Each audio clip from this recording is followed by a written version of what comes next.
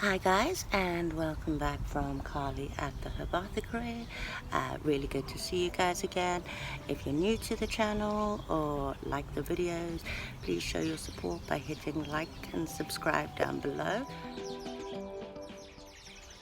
It's April 2022 and spring has finally sprung. So here at the Apothecary, we are out making up our tonics to boost our immune system, ready for the summer ahead.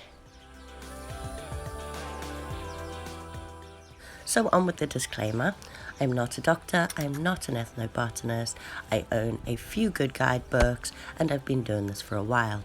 So always do your own thorough research, be 100% sure, so check with a book, check with the internet and check with a foraging group. Don't eat anything unless you're 100% sure. Make sure you've got the landowner's permission before you do. Avoid areas where they might be polluted or animals might have sprayed. Never pick endangered species and only ever take as much as you need.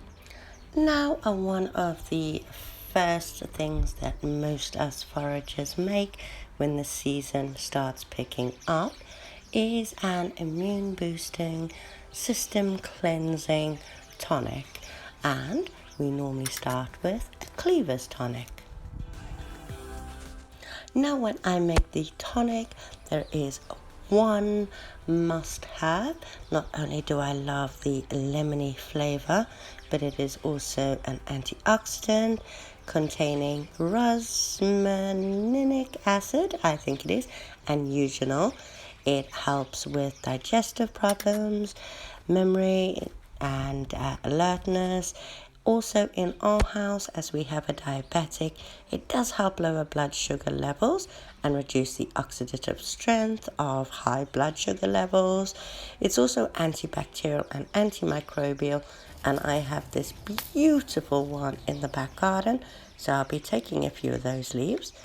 But this, well actually not this is some garlic mustard growing at the base of what we are looking for today, which is these absolutely stunning cleavers that have come up in great strength. Now these are considered a invasive species, and these do grow in our garden, so I can pick as many as I want. But don't worry, even if you do take a handful, they will be coming back. I might come back for some of these bramble shoots at some point too, but today it's those cleavers, goosegrass, sticky willy, whatever you know it by. It's not only edible, it's also medicinal. Also called Gallium aparine, and it is part of the coffee family, as when it does seed, you can dry those seeds and roast them and make a coffee substitute. The roots also make a red dye.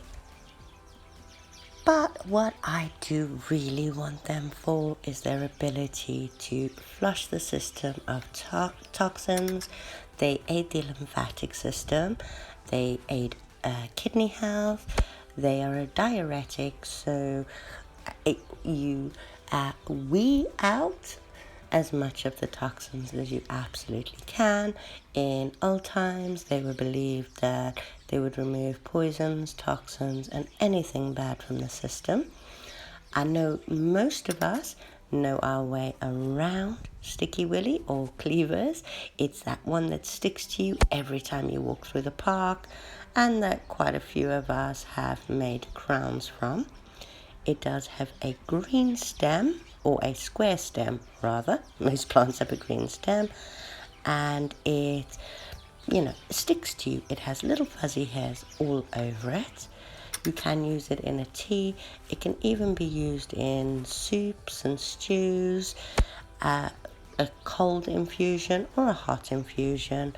I normally make a warmish infusion and then use half to take as a tonic and the other half to use on my hair. Not only have I noticed that it helps with dry scalp issues, but it has also increased the frequency of my hair growth. Next, I'm going to add some dandelions. Again, if you've seen any of my videos, you know that I am a big fan of Taraxacum officinale or the dandelion. The leaves are a bit bitter, I find, for a tonic. The flowers are a bit sweeter. I make the nicest dandelion flower dumplings, I guess, but they're high in vitamin C, A, K, mostly in the leaves, but they're also immune boosting and have digestive properties, or they promote a healthy digestion and help detox the liver. Plus, I find they give a sweetness to my tonic, and I love getting the ones rather that have already gone to seed and blowing them around the garden. So I collect a few of these to go in my tonic too. I've popped these outside for half an hour just to check if any bugs that are on them have had the chance to vacate. I'd hate to be drowning them, because I'm now washing all my goodies in a sink of water with about 25 mils of apple cider vinegar to help clean them off. And while I'm letting them do their thing, I'm going to have a little play with the leftover cleavers I have and make some crowns for my daughters, because we will be out playing in the garden later, and then when we come in, they help me dry them, their crowns, and we pop them in a jar and use them as and when we need them, although of course they are better fresh. So that's my first crown done. I only have one more to do. Oh no, two more to do, because Mum needs one too. But now we're back in the kitchen and we're going to get started on our infusion. So we have a clean jar. Don't forget to wash and sterilize all your jars before you do any of these. So I've popped my lemon balm leaves in the bottom. I've only used a couple of these. Now I'm going to pack in as much of those cleavers as I possibly can.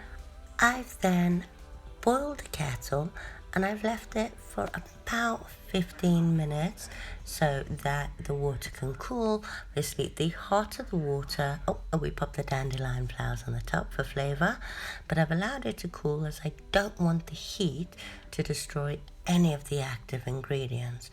So I'm just gonna pop this up to the top, or fill it up to the top, and pop my lid on and make sure everything is under the water if you can, which is why I use the dandelion flowers at the top, as I feel they help keep it all underneath.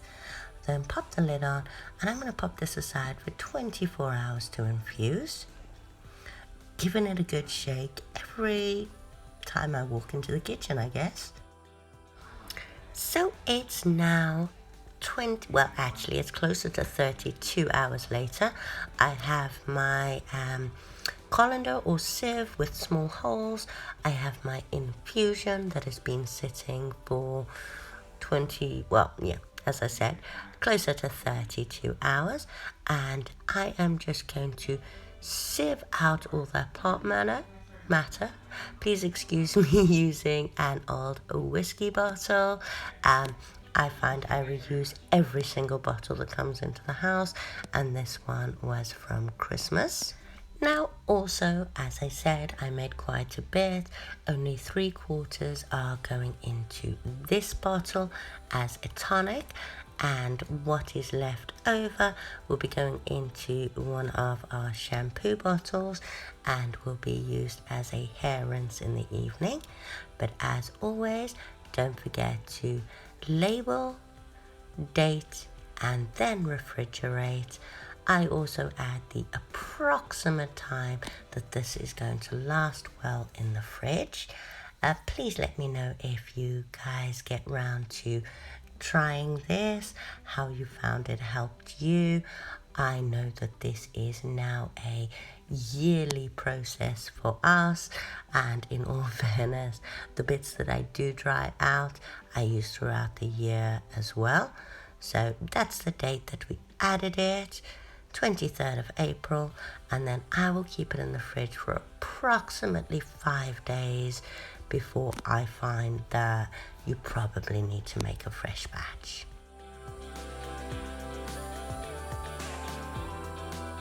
Again, thank you guys for coming back to the Apothecary. It was great to see you again.